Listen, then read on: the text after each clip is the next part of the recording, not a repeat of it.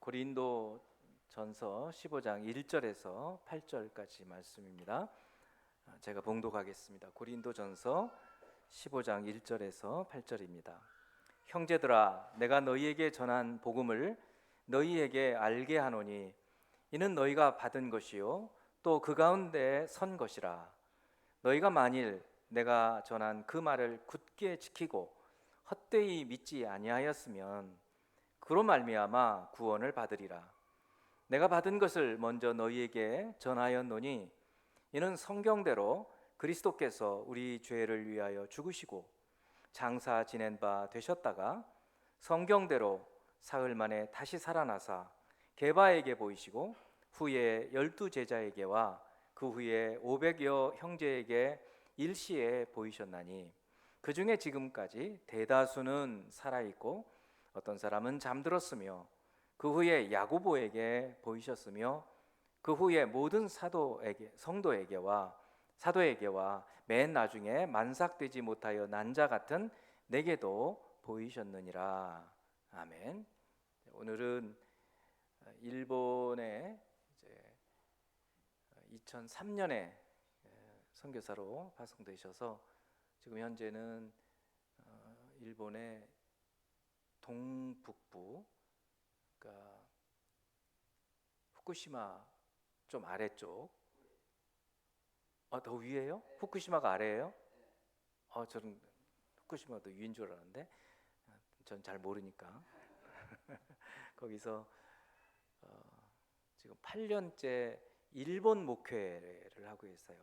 그동안에는 이제 일본 교회에 협력 사역을 하고 계시다가 일본 교회에서 목사님으로 청빙을 해서 정말 귀한 분이죠. 그런 사례들이 이렇게 많지는 않은데 사역을 하고 계시고, 저희 교회로는 처음에 교회 개척을 시작할 때 함께 기도했고 함께 시작을 하셨고, 그리고 이제 저희 교회에서 전적 파송까지는 못하죠. 후원을 다 드리지 못하니까. 그러나 파송 예배를 같이 드려서 저희 교회 시작을 같이 하신 그런 부부입니다.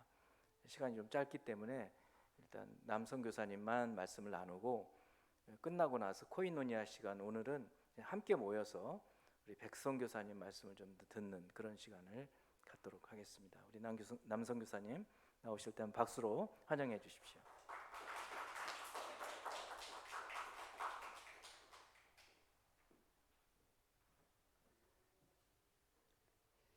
한마디만 할게요. 오하요 고자이마스. 굿모닝 이란 뜻입니다. 참 어려운 시기 지나갔죠. 코로나 때문에 정말 예배도 중단하고, 아직도 일본 교회에서는 성찬식 다음 달부터 재개하는 걸로 그렇게 했습니다. 그런 가운데 정말 믿음을 떠나지 않고 예배로서 하나님을 섬기고, 또 성도 교제로서 온라인 교제를 통해서 이렇게 믿음으로 살아남은 우리 믿음의 형제입니다. 사람은 누구든지 나이가 들면 몸도 점점 쇠약해지고 희망을 잃어가는 게 하나님의 섭리죠. 우리는 누구나 연약한 존재이기 때문에 크리스찬도 병에도 걸리고 사고도 당하죠. 그러나 하나님께서는 약속하셨습니다. 우리는 이길 힘을 주시고 또 피할 길을 주신다고 그렇게 약속하셨습니다. 따라서 기독교 교인들이 사용하는 소망이라는 단어는 일반인들이 사용하는 소망과 다르죠. 일반인들은 정말 이루어질까 말까 반신반의하면서 믿는 것이 소망이지만, 우리는 하나님의 약속의 말씀에 근거해서 이것이 100% 이루어질 것이다, 그렇게 믿는 것이 희망입니다. 우리가 믿는 기독교가 다른 종교와 근본적으로 다른 세 가지가 있습니다. 그 하나는 하나님의 아들 예수 그리스도는 성령으로 잉태하사 태어나셨습니다. 그리고 예수님께서는 십자가에 죽으시고 사흘 만에 부활하셨습니다. 그리고 또 마지막 한 가지, 반드시 오신다고 재림의 약속을 믿는 것이 우리 기독교가 다른 종교와 정말 다른 그런 점입니다. 오늘 성경 본문은 예수 그리스도의 부활이 우리 크리스천의 희망이 소망이 된다는 것입니다. 사도 바울이 섬기던 고린도 교회에 예수님의 부활을 의심하는 사람들이 있었습니다. 오늘날도 마찬가지로 크리스천 중에서도 기독교의 중심 원리인 예수님의 부활을 믿지 않는 사람들이 있습니다. 그래서 그들은 죽은 자의 부활은 있을 수 없다. 일본말로 아리에나이라고 합니다. 단언하는 그런 사람들이 생겼습니다. 오늘 본문 3절로서 5절까지 예수님의 부활과 관련된 중요한 역사적 사실이 기록되어 있습니다. 예수님은 십자가에서 죽으셨고 그리고 장사 지내셨고 그리고 사흘 만에 다시 살아나셨습니다. 뿐만 아니라 마지막에 제자들에게 나타나셨습니다. 예수님은 분명히 돌아가셨습니다. 그것은 돌발적인 우연히 일어난 사고가 아니라 하나님의 계획에 의해서 우리의 죄 때문에 대신해서 십자가를 지신 것입니다. 구약 성경 이사야서 우리는 다 양 같아서 그릇 행하여 각기 제갈 길로 갔거늘 여호와께서 우리 모두의 죄악을 그에게 담당시키셨도다 라고 기록된 대로 우리의 모든 죄를 예수 그리스도께서 지시고 그리고 하나님의 계획이 성취된 것입니다. 둘째, 예수님의 시신은 분명히 장례를 치렀습니다. 유대인의 전통에 따라 니고데모는 예수님의 장례식에 필요한 것들을 가져왔고 아리마대 요셉은 자신을 위해 만들어 놓은 새 무덤을 예수님을 위해 준비했습니다. 그리고 예수님의 시신은 유대인의 관습에 따라 많은 사람들이 지켜보는 가운데 정중하게 안치되어 장례를 치렀습니다. 세 번째, 무덤에 장사 지낸 것으로 끝난 것이 아니라 예수님은 사흘 만에 다시 살아나셨습니다. 마리아를 비롯한 여인들이 예수님의 무덤에 가보니 놀랍게도 예수님의 무덤은 시신이 없는 빈 무덤이었습니다. 도대체 누가 어디로 예수님의 시신을 옮겼을까요? 당황한 여인들이 재빨리 제자들에게 이 사실을 알렸고 제자들도 서둘러 무덤에 가서 보니 역시 예수님의 시신은 없었습니다. 그러나 시신이 없다는 걸로 예수님이 확실한 부활의 증거는 될 수가 없습니다. 그래서 네 번째, 예수 그리스도는 많은 사람들 앞에 나타나셨습니다. 곧 예수님은 자신이 부활하셨다는 사실을 알리기 위해 제자들에게 나타나신 것입니다. 5절부터 8절까지 사도 바울은 예수님의 부활 사실을 증명하기 위해 직접 목격한 사람들의 이름을 열거하고 있습니다. 교통사고 때 제일 확실한 증거가 목격자들의 증언을 듣는 것이죠. 요즘은 CCTV로 다 증거를 남기고 있습니다. 5절에 게바에게 보이시고 후에 12 제자에게 나타나셨다라고 되어 있습니다. 왜 부활하신 예수님께서 게바, 베드로에게 가장 먼저 나타나셨습니까? 예수님께서 잡히시던 그날 밤 베드로는 예수님과 자신과는 아무 관계가 없다고 부인을 했습니다. 전혀 모르는 사람이라고. 그리고 세 번째는 저주의 말로 예수님을 부인했습니다. 이로써 베드로는 더 이상 예수님의 얼굴을 뵐 면목이 없었던 것입니다. 하지만 예수님은 그를 초대교회의 기둥으로 그리고 12 제자의 리더로 세우시기 위해서 그리고 마태복음 16장에서 선포하신 이 반석 위에 나의 교회를 세우겠다. 그 약속을 이루기 위해서 먼저 베드로에게 찾아가셔서 그를 회복시켜 주신 것입니다. 이렇게 예수님은 실패한 베드로를 찾아가셔서 그를 격려하고 다시 일어설 수 있게 하셨습니다. 그 결과 베드로는 초대교회의 기둥으로 장로로서 활약할 수 있었고 마지막에 그도 예수님을 따라 순교의 길을 갔습니다. 그리고 부활하신 예수님은 그날 밤 12 제자 앞에 나타나셨습니다. 그러나 그때 불행히도 토마스는 그 자리에 없었습니다. 그래서 그는 자신의 손가락으로 예수님의 손을 만져보거나 자신의 손을 예수님 옆구리에 넣어보지 않고는 믿지 않겠다고 했습니다. 일주일 후에 예수님께서는 토마스 앞에 나타나셔서 내 손가락과 내 손을 내 손과 내 옆구리에 넣어보라. 그리하여 믿음 없는 자가 되지 말고 믿는 자가 되라고 말씀하셨습니다. 그래서 토마스는 나의 주님이시여 나의 하나님이시니이다. 신약 성경에 유명한 신앙 고백을 남겼죠. 6절에 사도 바울은 그 후에 500명 형제에게 일시에 보이셨나니 그 중에 지금까지 대다수는 지금도 살아있다고 증언을 이어가고 있습니다. 여기에 사도는 두 가지 중요한 사실을 언급하고 있습니다. 하나는 500명 이상의 증인이 있다면 그 숫자가 많기 때문에 의심할 여지가 없다. 또 하나는 그 중에 많은 사람들이 아직도 살아있다. 사도 바울이 이 고린도 전후서를 쓴 시기가 예수님께서 부활하신 지 불과 20년밖에 지나지 않았던 시점입니다. 그래서 12 제자들을 비롯해서 많은 사람들이 아직도 살아 있습니다. 그래서 아직도 예수님 부활이 사실인지 아닌지 아무도 모르는 그러한 모호한 시기가 아닙니다. 많은 목격자들이 살아있는 그러한 시기였습니다. 그러니 고린도 교회 여러분, 정말 예수님의 부활이 믿어지지 않는다면 아직도 의심이 간다면 그들을 직접 만나서 들어보세요.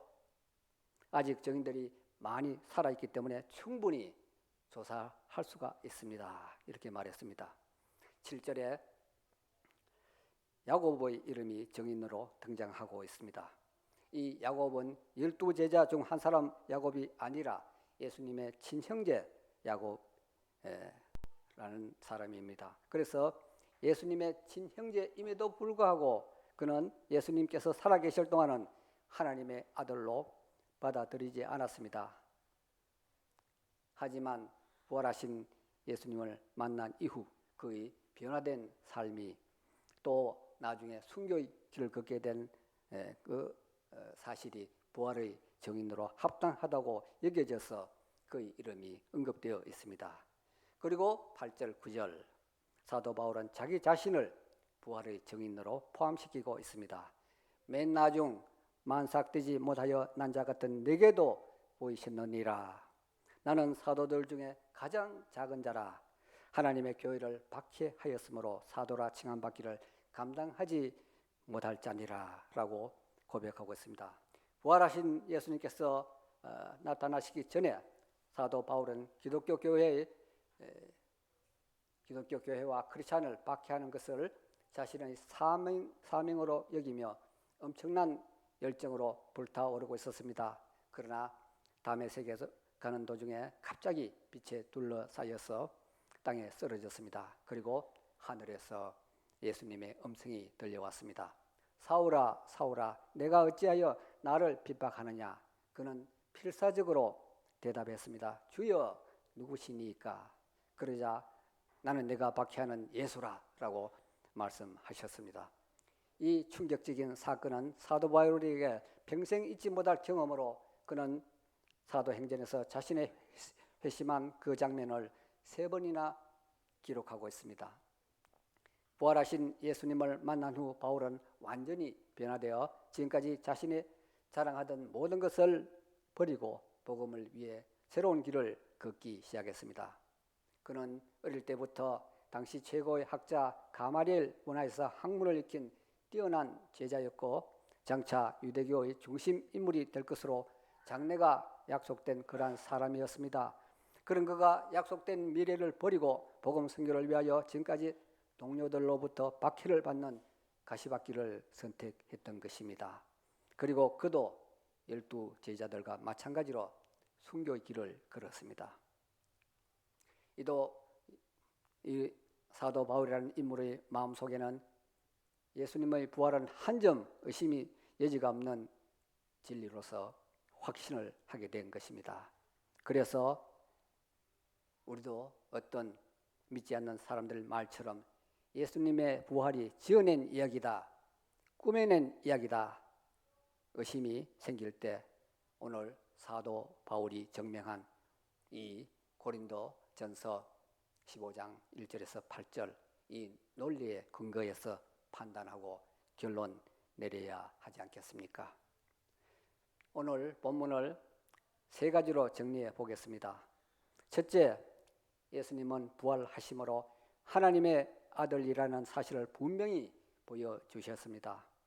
아무리 위대한 종교 지도자라도 자신의 죄와 연약함 때문에 갈등하다가 마지막에는 죽음으로 그 생애를 끝냅니다. 그러나 예수님은 부활을 통해서 하나님의 아들로서 이 세상에 오셨음을 분명히 증명해 주셨습니다.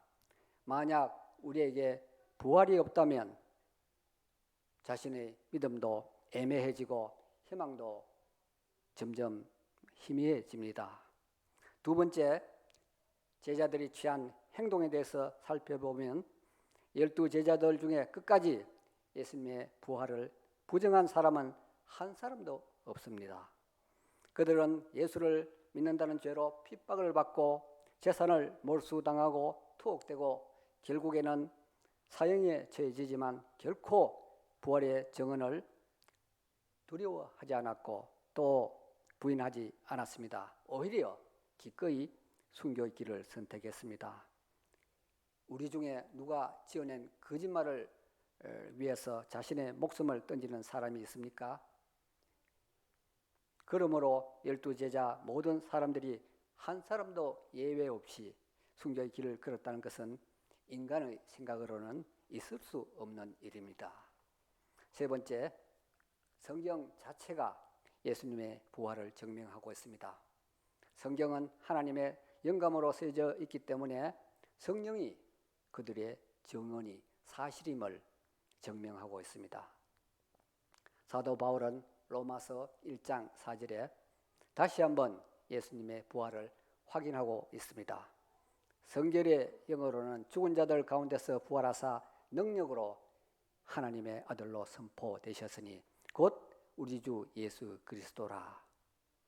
그리고 제자들은 이 세상에서 가장 영향력 있는 베스트셀러 성경을 남겼습니다. 마지막으로 예수님의 부활은 우리의 부활과 분리해서 생각할 수가 없는 진리입니다. 예수님이 부활하셨다는 것은 예수를 믿는 우리도 부활한다는 것을 보장합니다. 왜냐하면 예수님의 부활은 모든 믿는 자의 첫 열매라고 말씀하셨기 때문입니다. 만약 예수님께서 부활하지 않으셨다면 이 세상에서 가장 불쌍한 존재가 우리 크리스찬이 아니겠습니까? 왜냐하면 거짓을 진실로 믿었기 때문입니다. 만약 예수님이 부활하지 않으셨다면 지금까지 교회를 위해 봉사한 것도, 교회 출석 때문에 가족들에게 이해받지 못한 것도, 직장에서 크리스찬으로 싸워온 것도 모두 헛수고가 되지 않을까요? 더군다나 이렇게 매주 모이는 모임도, 헌금도, 선교를 위한 기도도 다 허사가 되지 않겠습니까? 하지만 여러분 안심하십시오. 성경에 기록된 대로 예수님은 죽으셨다가 사흘 만에 확실히 부활하셨습니다. 예수님의 부활은 우리도 부활할 수 있다는 소망을 주셨습니다.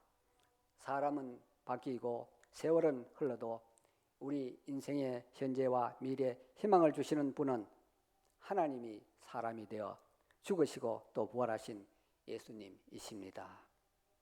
사람은 바뀌고 세월은 흘러도 제가 개척 모임에 참여했을 때 혜수가 초등학교 저학년이었는데 이제 집사님이 되었습니다.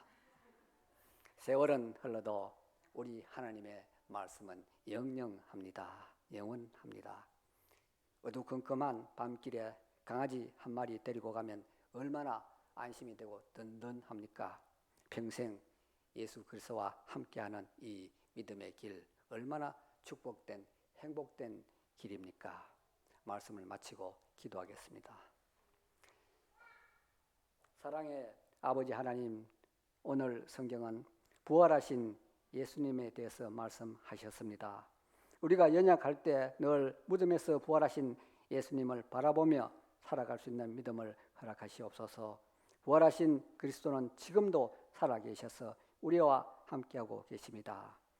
우리에게 영원한 생명을 주신 하나님께 감사드리며 우리 주 예수 그리스도의 이름으로 기도드렸습니다.